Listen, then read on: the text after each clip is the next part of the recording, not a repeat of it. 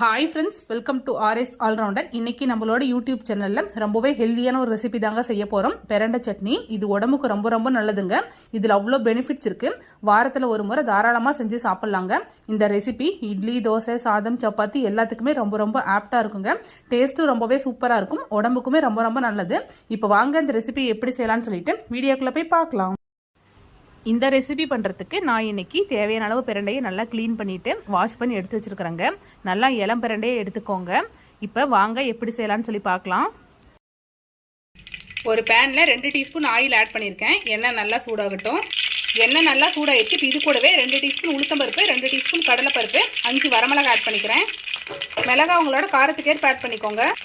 அடுப்பு மீடியம் ஃப்ளேமில் வச்சுக்கிட்டு பருப்பு எண்ணெயிலே 2 நிமிஷம் நல்லா வதக்கி எடுத்துக்கோங்க. இப்போ இது கூடவே ஒரு கைப்பிடி அளவு சின்ன வெங்காயம், ஒரு 10-15 பல் பூண்டு ஆட் பண்ணிக்கிறேன். கொஞ்சமாக உப்பு ஆட் பண்ணிக்கலாம். வெங்காயமும் பூண்டு எண்ணெயிலே நல்லா வதங்கட்டும்.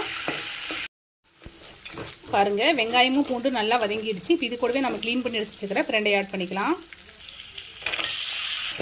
பிரண்டை ஆட் பண்ணிவிட்டு இந்த எண்ணெயிலே 2-3 நிமிஷம் நல்லா வதக்கி எடுத்துக்கோங்க. பிரண்டை நல்லா சுருண்டு வரணும். பிரண்டை நம்ம எந்த அளவுக்கு நல்லா வதக்கி எடுக்கிறோமோ அந்தளவுக்கு சட்னி நல்லா டேஸ்ட்டாக இருக்கும்.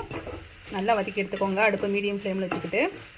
இப்போ இது கூடவே 1 டீஸ்பூன் ஜீரகம் ஆட் பண்ணிக்கிறேன். 2 மீடியம் சைஸ் தக்காளி ஆட் பண்ணிக்கிறேன்.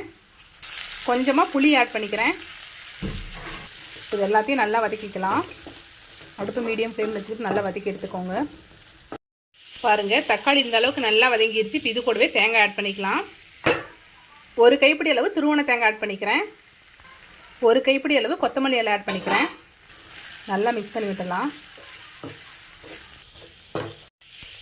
பிரண்டையில் நிறைய பெனிஃபிட்ஸ் இருக்குங்க. உடம்புக்கு ரொம்ப ரொம்ப நல்லது. ஸோ வாரத்தில் ஒரு முறை நீங்கள் கிடச்சிச்சின்னா கண்டிப்பாக செஞ்சு சாப்பிடுங்க. இது மாதிரி சட்னியாக இது சாதம், இட்லி, தோசை எது கூட வேணாலும் சர்வ் பண்ணி சாப்பிட்லாம். டேஸ்ட்டும் ரொம்பவே சூப்பராக இருக்கும்.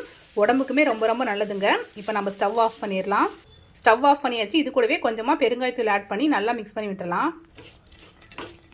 இதை நல்லா ஆற வச்சு கொஞ்சமாக தண்ணி ஆட் பண்ணி நல்லா அரைச்சி எடுத்துகிட்டு வந்துடலாம். பாருங்கள், சட்னி அரைச்சிட்டு வேற ஒரு பாத்திரத்துக்கு ட்ரான்ஸ்ஃபர் பண்ணியாச்சு. இப்போ தாளிப்பு ஆட் பண்ணிடலாம். ஒரு தாளிப்பு கரண்டியில் 1 டீஸ்பூன் ஆயில் ஆட் பண்ணியிருக்கேன். எண்ணெய் நல்லா சூடாகட்டும். எண்ணெய் நல்லா சூடாகிடுச்சு. இப்போ இது கூடவே 1/2 டீஸ்பூன் கடுகு உளுந்து ஆட் பண்ணிக்கலாம். கடுகு நல்லா பொரியுது. இது கூடவே கருவேப்பிலை ஆட் பண்ணிக்கலாம் ஒரு கொத்து. இந்த தாளிப்பு அப்படியே சட்னியில் ஆட் பண்ணிடலாம்.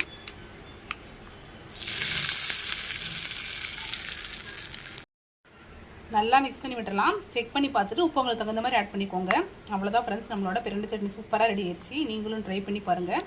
ரொம்பவே சிம்பிளான ரெசிபி, உடம்புக்கு ரொம்பவே நல்லது. ட்ரை பண்ணி பார்த்துட்டு எப்படி இருக்குன்னு சொல்லிட்டு மறக்காமல் கமெண்ட்டில் சொல்லுங்கள்.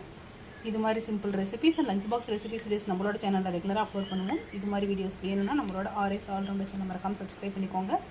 இந்த வீடியோ உங்களுக்கு பிடிச்சிருந்தா லைக் பண்ணுங்கள், கமெண்ட் பண்ணுங்கள், மறக்காமல் உங்களோட ஃப்ரெண்ட்ஸ்க்கு ஷேர் பண்ணிக்கோங்க. தேங்க்யூ ஃப்ரெண்ட்ஸ், தேங்க்ஸ் ஃபார் வாட்சிங்.